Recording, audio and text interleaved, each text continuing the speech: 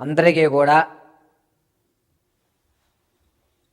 పరాభావనామ సంవత్సరంలో అనుకున్నటువంటి కార్యక్రమాలు పూర్తి అవుతూ అప్పులు బాధలు లేకుండా ఎటువంటి అనారోగ్య వ్యక్తులు లేకుండా పరిపూర్ణమైనటువంటి మీ ధర్మమైన మనోవాంఛలను తీరాలని ఆ జగదాంబిక దుర్గీ కటాక్షం కలుగుతూ ఉండాలని మనస్ఫూర్తిగా కోరుకుంటూ అందరికీ ఉగాది శుభాకాంక్షలు.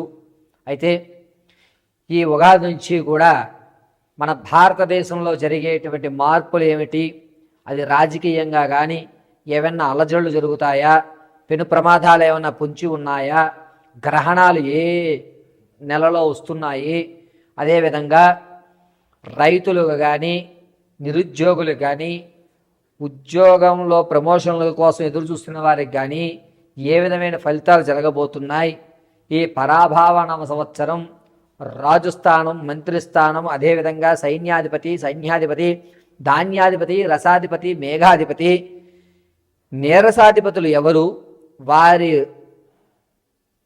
ఆ యొక్క పదవి వల్ల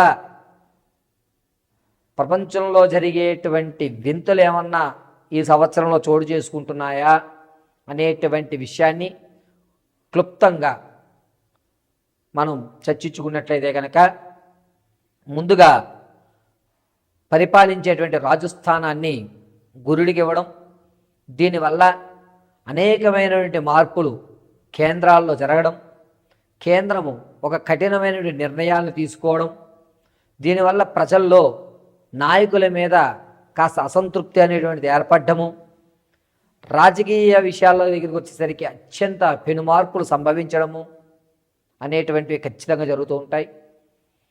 ఇక బొగ్గు, ముత్యం, పత్తి, నూనె అదేవిధంగా జొన్నలు వీటి యొక్క ధరలు కాస్త పెరగడం అనేది జరుగుతూ ఉంటుంది.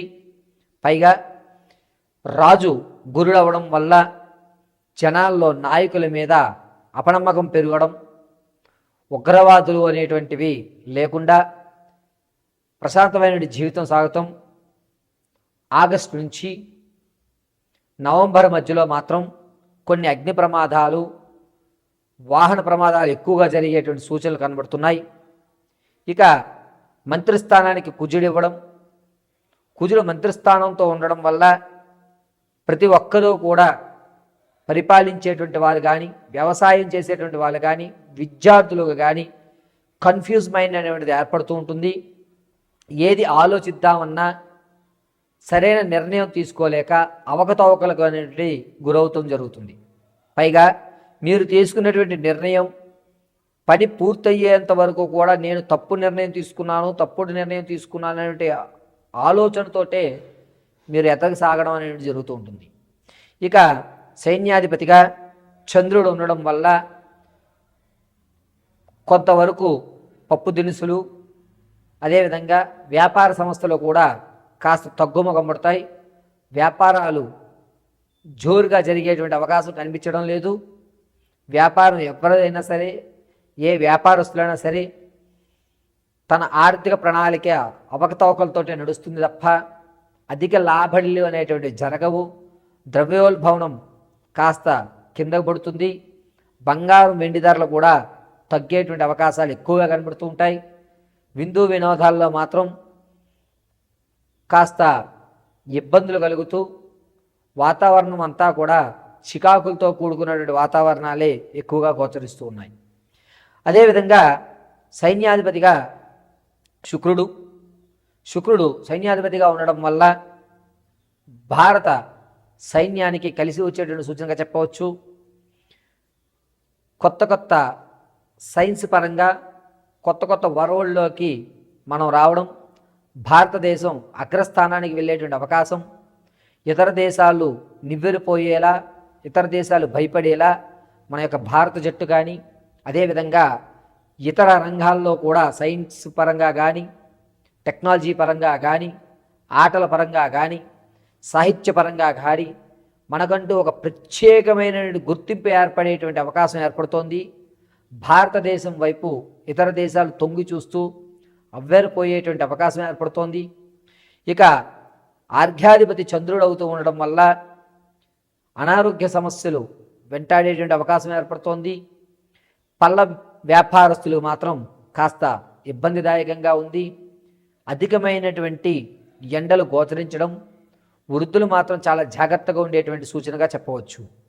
అంతేకాకుండా మేఘాధిపతి చంద్రుడు అవుతూ ఉండడం వల్ల సకాలంలో రావాల్సిన వర్షాలు వడగళ్ల వర్షాలుగా, రావలసినటువంటి ఋతుపవనాలు కాస్త ఆలస్యంగా రావడం, దీనివల్ల రైతు కొంచెం ఇబ్బంది పడేటువంటి అవకాశం ఏర్పడుతోంది. తగు భూసారము అనేటువంటి తగ్గడం, నీటి కొరత అనేటువంటిది కొంచెం ఏర్పడడం, ప్రాజెక్టులు ఏవైతే ఉన్నాయో, నీటికి సంబంధించిన ప్రాజెక్టులు ఏవైతే ఉన్నాయో అవి ఆగిపోవడం అనేటువంటిది ఎక్కువగా గోచరిస్తుంది. రసాధిపతి సూర్యుడు అవుతూ ఉండడం వల్ల భార్యాభర్తల మధ్య కానీ లేదా స్నేహబంధమైనటువంటి విషయాల్లో కానీ అవకతవకలు ఏర్పడుతున్నాయి. ఒకరి మీద ఒకరికి అపనమ్మకం అనేటువంటిది ఎక్కువ ఏర్పడేటువంటి అవకాశం ఏర్పడుతుంది. మనుషుల మధ్య కల్మషం అనేటువంటిది జూలై నుంచి ప్రారంభమయ్యి నవంబర్ వరకు కూడా ఎవరిని పూర్తిగా నమ్మేటువంటి గోచరం ఎక్కడక్కడ గోచరించడం లేదు. ఇక నీరసాధిపతి గురుడు అవ్వడం వల్ల పెద్ద పెద్ద ఇండస్ట్రీస్ ఏవైతే ఉన్నాయో వాటిలో అగ్ని ప్రమాదాలు ఎక్కువగా జరిగేటువంటి వ్యవస్థ జరుగుతోంది. రైలు ప్రమాదం కూడా ఎక్కువగా జరిగేటువంటి ధోరణులు ఎక్కువగా కనబడుతున్నాయి. ప్రయాణాలు చేసేటప్పుడు చాలా జాగ్రత్తగా ఉండాలి. ముఖ్యంగా ఈ గనుల్లో పనిచేసే వాళ్ళు కానీ, అదేవిధంగా చిన్న చిన్న వర్తకాలు పెట్టుకునేటువంటి వారు, అంటే రోడ్డు పక్కన టెంట్లు వేసి సామాగ్రి అమ్ముకునేటువంటి వారు కొంచెం జాగ్రత్తగా ఉండాలి. పెను ప్రమాదాలు ఎక్కువగా ఉన్నాయి. ఈ ప్రమాదాలన్నీ కూడా గనుల్లో కానీ ఇక్కడ కానీ జరిగేటువంటి ప్రమాదాలు ఎక్కువ కూడా ఏప్రిల్ 18వ తారీఖు నుంచి ప్రారంభమయ్యి జూలై 24 వరకు కూడా ఈ గనుల్లో కొన్ని ఇబ్బందులు కలగడం, ప్రభుత్వ శాఖల్లో కూడా అనూహ్యంగా బిల్డింగులు కూలడం కానీ కుంచుకుపోవడం అనేటువంటి వ్యవస్థ ఎక్కువగా గోచరిస్తుంది. ఇక ఈ సంవత్సరంలో ఎట్టి పరిస్థితుల్లోనూ ఏ మాసంలో కూడా గ్రహణాలు మన భారతదేశంలో కనిపించవు. ఈ పరాభావన సంవత్సరంలో 3 గ్రహణాలు మనకి గోచరిస్తున్నాయి. అందులో మొట్టమొదటిది ఆగస్టు 12వ తారీఖున సంపూర్ణ సూర్యగ్రహణం, 27వ తారీఖున చంద్రగ్రహణం, ఫిబ్రవరి 6, 2027లో సూర్యగ్రహణం గోచరిస్తోంది.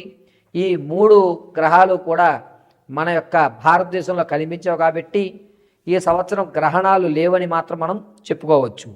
ఇక మూడాలు అనేటువంటివి గురుమూఢమి జూలై 15వ తారీఖు నుంచి ప్రారంభమవుతుంది. ఈ మూఢమి చాలా తక్కువ రోజులే ఉంటుంది. దీనివల్ల ఎక్కడా కూడా ఇబ్బందులు కలిగేటువంటి అవకాశం లేదు. ఈ గురుమూఢమి శుక్రమూఢములు కూడా ఆగస్టు నెలలో జూలై నెలలోనే గోచరిస్తున్నాయి.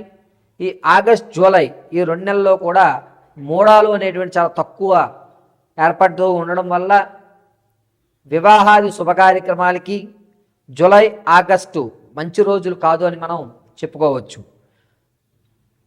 ఈ యొక్క పంచాంగంలో ఇప్పటి వరకు మనం దేశ కాలమాన పరిస్థితులు ఏ విధంగా ఉండబోతున్నాయనేది చర్చించుకున్నాం.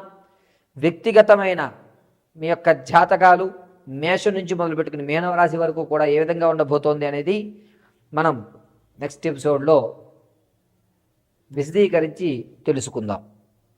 పరాభావనామ సంవత్సరంలో ధనుసు రాశి వారి యొక్క ఆదాయ వ్యయ రాజపూజ్య అవమానాలు ఏ విధంగా ఉండబోతున్నాయి, దాంతోపాటుగా ఈ సంవత్సరం అంతా కూడా ధనుసు రాశి వారి ఫలితాలు ఏ విధంగా ఉండబోతున్నాయి అనేది మనం క్షుప్తంగా పరిశీలన చేసుకుంటే, ముందుగా ఆదాయం 14, వ్యయం 11, రాజపూజ్యాలు 5, అవమానాలు 6గా ఏర్పడుతున్నాయి. ఈ ధనుసు రాశి వారు ఈ సంవత్సరం అంతా కూడాను ఆదాయపరంగా ఓ మెట్టెక్కుతారు. మీకంటూ ఒక ప్రత్యేకమైన గుర్తింపునైతే ఖచ్చితంగా లభిస్తుంది. పైగా ఎవరైతే మిమ్మల్ని నమ్మించి మోసం చేశారో ఆ వ్యక్తి మీ దగ్గరికి వచ్చి క్షమాపణ చెప్పి మళ్ళా మీ యొక్క సంస్థల్లో పనిచేయడానికి నమ్మకస్తుగా జాయిన్ అవ్వడం జరుగుతుంది. అతనికి కూడా మీరు చివరి అవకాశం ఇస్తారు. పైగా ధనుసు రాశి వారి యొక్క ఆలోచన విధానం ఇప్పుడు మారబోతోంది. అది కూడా ఏ విధంగా అనగా, శత్రువు కన్నా సరే మనం అవకాశం ఇచ్చే స్థాయిలో మనం ఉండాలి అంటే మన ఆలోచన ధోరణి మన యొక్క కాలం అంటే మీరు రోజు జీవించేటువంటి సమయం ఏదైతే ఉందో దాన్ని ఎలా యూటిలైజ్ చేసుకోవాలనే విషయాన్ని ఖచ్చితంగా తెలుసుకుంటారు. దాని పరంగానే మీ యొక్క ఆలోచన ధోరణంతా కూడా ఉంటుంది. ఆర్థికంగా ఈ సంవత్సరంలో ప్రథమాంకంలో ధనుసు రాశి వారికి బాగా ఉంటుంది. ద్వితీయాంకంలో కొంచెం తగ్గుముఖం పట్టినా కూడా మనోసంకల్పంతో మీరు నిలబడతారు. విద్యార్థులకి జ్ఞాపక శక్తి పెరుగుతుంది. అనుకున్నటువంటి కళాశాలలో ఉత్తీర్ణులు అవడం, మీరు అనుకున్నటువంటి రంగాల్లో రాణించడం అనేది జరుగుతుంటుంది. సంగీత, సాహిత్య, సినీ, కళా పరిశ్రమల్లో ఉన్న వారికి కాస్త గడ్డుకాలంగా ఉందని చెప్పవచ్చు. ఈ శ్రమ సరిపోదు, కొత్త కోర్సులు నేర్చుకోమని చెప్తూ ఉంటారు. నిరుద్యోగులకి ప్రథమాంకంలో ఉద్యోగ అవకాశాలు తక్కువలో వచ్చి ఆగిపోతుంటాయి. 2-3 మార్కులు మిస్ అవుతుంది. ద్వితీయాంకంలో మాత్రం ఖచ్చితంగా ఉద్యోగం వచ్చే అవకాశాలు గోచరిస్తున్నాయి.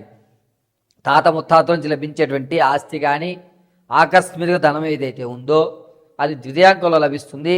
ప్రథమాంకంలో కొంచెం ఇబ్బందులు అనేటువంటివి ఏర్పడుతున్నాయి. భార్యాభర్తల మధ్య అన్యోన్యత తగ్గుతుంది. పైగా ఎడమొహం పెడమొహం అయ్యేటువంటి అవకాశాలు ఎక్కువ కనబడుతున్నాయి. ఇద్దరూ కూడా ఒక స్థిమితమైనటువంటి వాతావరణం ఎక్కడా గోచరించడం లేదు. కావున ధనుసు రాశి వారు పెద్ద మనుషుల్లోనూ పంచాయతీల్లోనూ ఎక్కువ శాతం తిరిగేటువంటి అవకాశమే గోచరిస్తోంది. ఈ ధనుసు రాశి వారు ఈ సంవత్సరం అంతా కూడాను ఆర్థికంగా నిలబడతారు. స్థిరాస్తులు కొనుగోలు ఖచ్చితంగా చేస్తారు. పైగా మీరు తీసుకునే ప్రతి నిర్ణయం కూడా అద్భుతంగా ఉంటుంది. దైవ సంకల్పం, మీ సంకల్పానికి దైవ సంకల్పం కూడా తోడవుతుంది. దీనివల్ల భగవంతుని మీద ఒక నమ్మకమైనది ఎక్కువగా పెరుగుతుంది.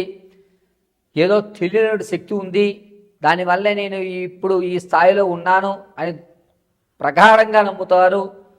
విలువైన వస్తువులు కొనుగోలు చేస్తుంటారు. దూర ప్రాంతాలు ప్రయాణం చేసేప్పుడు మాత్రం కొంచెం జాగ్రత్తగా ఉండాలి. ఈ నడుం దగ్గర బంతికిని కీళ్ళు అంటారు చూసారా, అవి విరిగిపోయేటువంటి అవకాశం ఎక్కువగా గోచరిస్తుంది. ఆరోగ్య విషయంలో చాలా జాగ్రత్తగా ఉండాలి. వ్యాపారం ప్రారంభం చేద్దాం అనుకున్న వాళ్ళు వచ్చేటువంటి జూలై, ఆగస్ట్, సెప్టెంబర్ ఈ 3 నెలల్లోనూ అద్భుతంగా కలిసి వస్తుంది. రియల్ ఎస్టేటు, అదేవిధంగా స్టాక్ మార్కెట్లో ధనాన్ని వెచ్చించాలి అనుకుంటే కనుక మార్చి 28వ తారీఖు నుంచి కూడా కలిసి వచ్చేటువంటి విషయంగా చెప్పొచ్చు. ధనం ఎక్కడా కూడా నష్టపోరు. పైగా ఈ ధనుసు రాశి వారు అనుకున్న స్థాయిలో ఉండడానికి మీ యొక్క ఎఫెక్ట్ అంతా కూడా పెడతారు. దానివల్ల మంచి ఫలితాలు మీరు పొందడం జరుగుతుంది. కొత్త కొత్త వ్యాపారాలకి శ్రీకారం చుడుతూ ఉంటారు. ఈ ధనుసు రాశి వారు సంవత్సరం అంతా కూడాను అద్భుతమైన ఫలితాలు రావడానికి ప్రతి నిత్యము కూడా